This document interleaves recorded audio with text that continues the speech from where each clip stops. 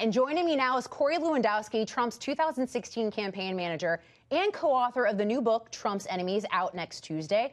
And Antoine Seawright, former senior advisor to the Hillary Clinton campaign in South Carolina and the CEO of Blueprint Strategy. Thank you both for being with me tonight. Hello, Lisa. So, Antoine, I want to start with you. Hi, Corey. I want to start with you, Antoine. If there's potentially new information here, it's Oversight Committee's job is to investigate. Why wouldn't they look into it? Well, Lisa, this is a prime example of why the Republicans lost control of the Congress just a few weeks ago on Tuesday, November 6th. They have investigated themselves into the minority. Here we are, once again, wasting taxpayers' dollars on something that does not exist. They spent so much time focusing on Hillary Clinton that they have not spent time putting forth a policy agenda that will move this country forward, and the voters responded the way they did on Tuesday night. Well, Corey, what do you make of what Antoine just said? I mean, isn't it the Oversight Committee's job to conduct oversight? Well, look, of course, Lisa, and if new information is available, Mark Meadows and the committee have an obligation to the American taxpayers and to the Constitution to do their job to investigate wherever that may lead. So let's be very clear. We all know that the Clinton Foundation was not on the up and up. My only disappointment was that the Congress has taken this long to continue the investigation, that it wasn't done for the Justice Department prior to now. There is no way that the individuals or those countries from overseas that gave tens of millions of dollars for access to the Clinton Foundation, either when she was the Secretary of State or after, were doing so out of the goodwill, because what you've seen now is that the Clinton Foundation is not receiving those types of donations anymore. So clearly it was a pay-to-play scam, and now there should be a much larger investigation to bring it to light, because the Clintons have always operated, it's one set of rules for everyone else and a different set of rules for them. Corey, that's the truth. Corey, you just swallowed the biggest... Antoine, hold on.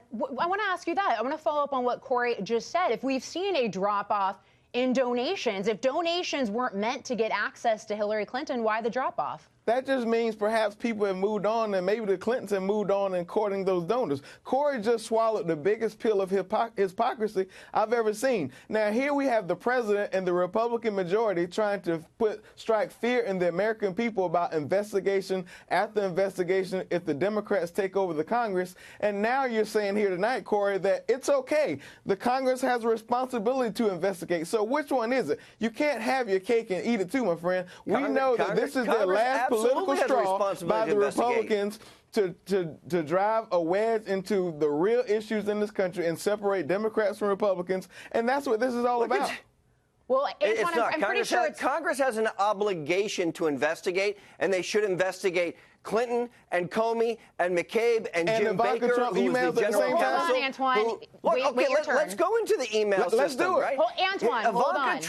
Ivanka Trump did not bleach bit 33,000 emails on a private server or have classified emails on her own server and say, whoops, I didn't know as a Secretary of State or as a former U.S. Senator that I can't store classified information on my own private server. She never did that. So let's go and investigate Hillary Clinton for putting out classified information onto Huma Abedin's server, of which her ex-husband had access to. The FBI knew about it and didn't prosecute any of them, but actually gave them leniency because they claimed they had attorney-client privilege between them all. Cheryl Mills, Huma Abedin, and Hillary Clinton. You should read the book. All the information's in there. Antoine, does none of this concern you at all? I mean, you look at it, one of the things that we know the DOJ is looking into, potential pay to play. You look at things like the Associated Press reported about Clinton donors getting access to Hillary Clinton with meetings. You know that Bahrain Prince went to the Clinton Foundation to try to get access to Hillary Clinton when he couldn't get to her via the State Department. You look at things like the International Business Times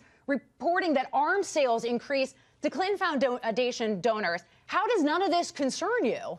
Lisa, what you and Corey and I both know, all three of us know, is that if there was an inch of wrongdoing by the Clintons, it would have been headline front and center all the way through every news outlet you can imagine in this country. And the investigation would have been the top front and center of this network and every other right-wing network you can imagine. You and I both know that. There is no there, and I think we're going to find this out. And this is just the last straw by the Republicans who are going to make their way to the majority next year to try to raise an issue where there's no issue.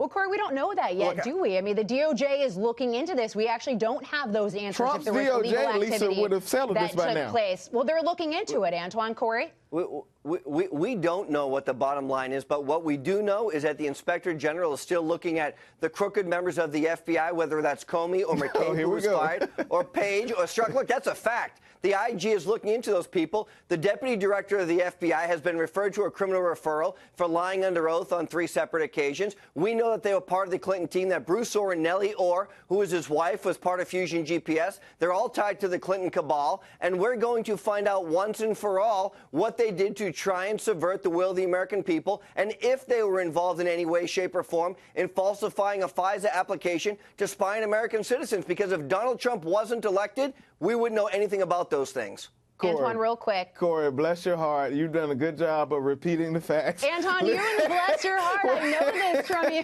You've done a good job. Good job of repeating talking points, but you know, and I know that that's a different set of reality, and that's fact. That's fiction, not fact. All right. Well, we're going to I say happy Thanksgiving. It's a good fact. Happy Thanksgiving to you too, my friend. Happy Thanksgiving to you both. Thank you, gentlemen.